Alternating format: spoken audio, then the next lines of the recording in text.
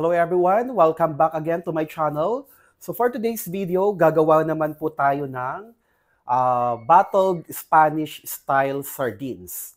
So for the ingredients, meron po ako ditong baby bangus or maliliit sliced carrots, sliced pickle, sliced button mushroom, siling labuyo, patis, white wine, olive oil or canola oil, bay leaf, paprika, and then peppercorn, shallot or pickled, 3-hour salt. Okay, ito yung ating bangus, maliliit na bangus. Binabad ko to sa tubig ng 1 oras hanggang luminaw yung tubig kasi para matanggal yung mga dugo-dugo. Tinanggalan ko din ng laman loob at hasang. And then tatanggalan din natin ng mga palikpik.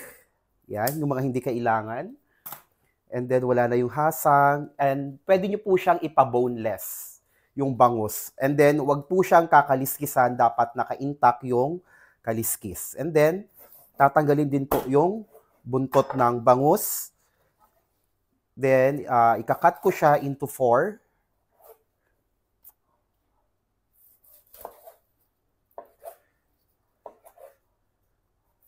Para pumasok po sa bote. 4 or 5. Depende sa laki.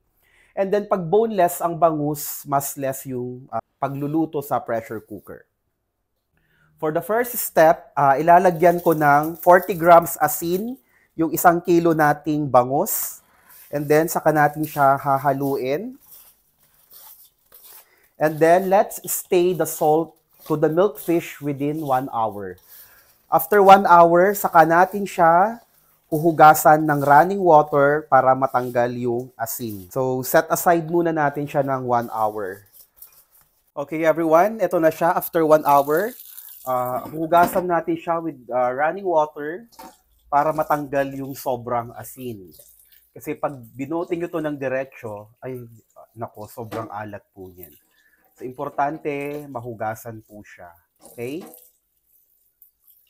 Okay, before we proceed, paghaluin ko muna yung white wine and the cooking oil, paprika, and our patis, pampalasa. Yan.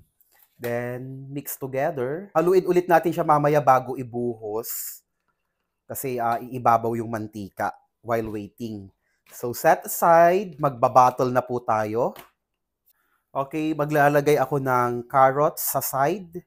Para kapag pinasok natin yung isda, may design yung ating bangus.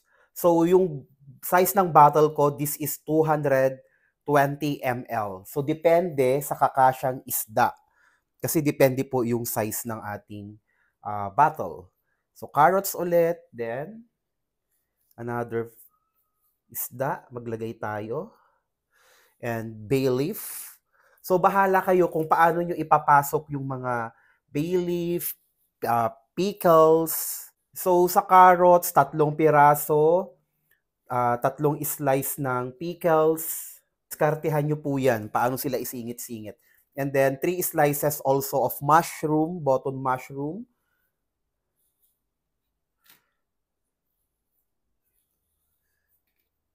Then, 1 teaspoon of peppercorn. But mine, I have mixed pepper. May red, may green. Halo-halo to. Nabili ko siya sa Santis. And then, 1 size of pickles. So, hindi pwedeng dalawa lang yung ilagay natin dito ha.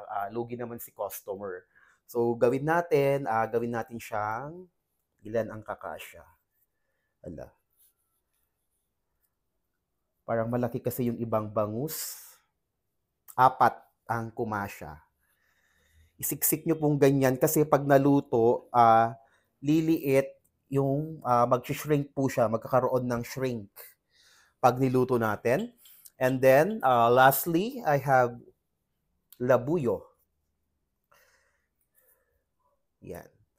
Then, some extra carrots on top. O, diba? Para pag binuksan ay wow. May pa-wow factor.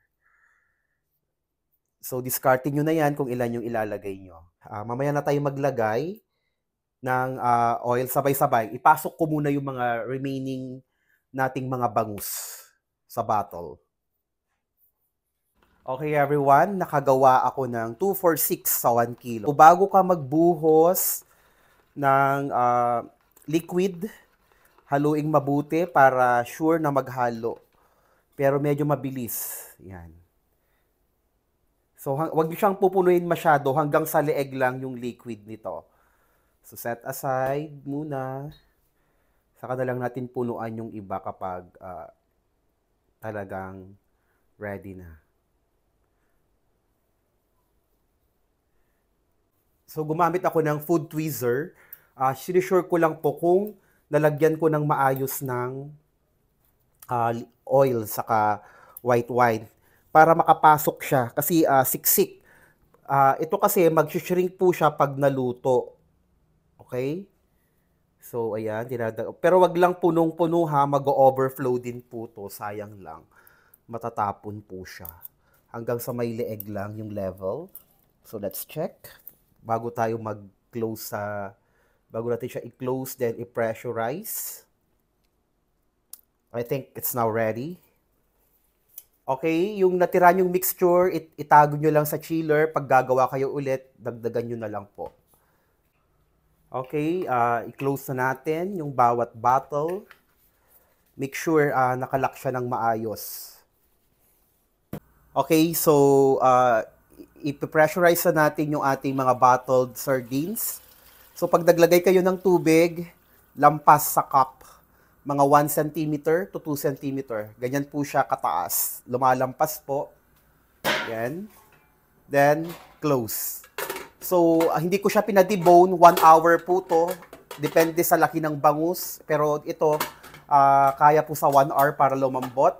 Lock. And then, once na nag-start na nag-whistle yung nozzle ng ating pressure cooker, doon tayo mag-start mag-timer. Pero since hindi pa siya sumisipol, hindi pa ito gumagalaw, wala pa po. Okay, nag-start na siyang nag-whistle, medium fire, 1 hour. Okay, after 1 hour, okay na yung ating Spanish sardines in a bottle. Ang pressure cooker, wag yung bubuksan hanggat hindi nare-release yung pressure. Alisin nyo muna yung pressure sa loob bago nyo siya buksan. I-release lang po yung nozzle. Okay everyone, I want to discuss something. Paano malalaman na successful ang pressurize or sterilize ng ating sardinas. Yung cup, nag-dome shape siya mamaya, hihigupin niya yan, magpa-flat po yan. Lahat po nag-dome shape. So medyo nasobrahan ako ng lagay ng mantika. Kaya nag-overflow. Pero once na nag-dome yung cup nyo, meaning pagbukas ng pressure cooker, nag-dome siya, successful po. Hinigop niya. So, yung sardinas nyo, aabot po yan ng taon. Hindi lang 1 year pag successful. Pag hindi nag-dome yung cup, meaning hindi nyo siya nalock ng maayos. And that's it. Okay, hayaan lang nating lumamig. Hindi kailangan ilublob sa malamig na tubig. Room temp lang siya. Bukas na tayo mag-seal kasi medyo matagal-tagal po to. So, bago tayo mag-seal, huhugasan natin kasi nag-overflow yung oil. So, normal po yun. Hugasan lang natin and then saka tayo mag-label and mag-seal.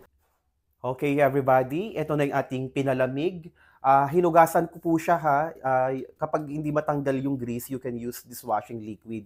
Hindi po papasok yung tubig kasi silyado naman to kahit hugasan nyo siya with dishwashing. Kasi mamanti-mantika yung bote after natin siya pressure cook.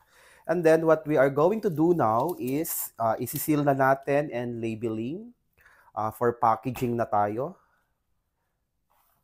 So hair blower ang pag-seal ko dito.